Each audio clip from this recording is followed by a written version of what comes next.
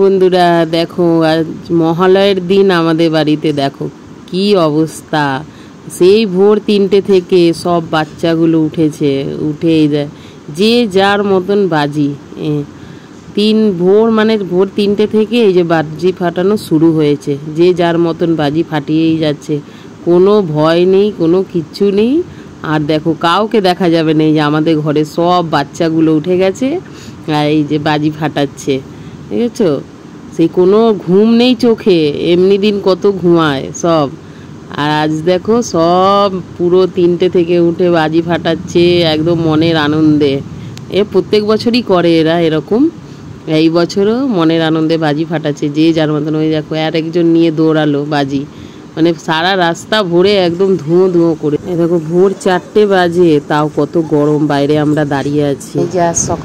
তারপর শুরু হলো রান্না বান্নার আয়োজন। মহালয়া বলে কথা, আমাদের বাড়িতে প্রত্যেক বছর অনেক কিছু অনেক রকম রান্না হয়, কারণ মহালয়ার আগে আমরা নিরামিষ করি, তারপরে মহালয়ার দিন আমরা অনেক রকম রান্না হয়, আমাদের ওটাই নিয়ম। এই দেখো কত কিছু রান্না হয়েছে, মটন, চিকেন, তারপরে ইলিশ মাছ ভাজা, বড়া, ইলিশ মাছের ডিম ছিল তাই ডিম আর তেল ভেজে আলাদা রেখেছি।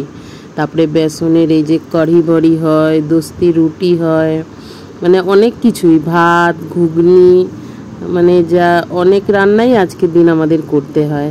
এই দেখো আমাদের প্রত্যেক বছর এরকম রান্না হয়। এত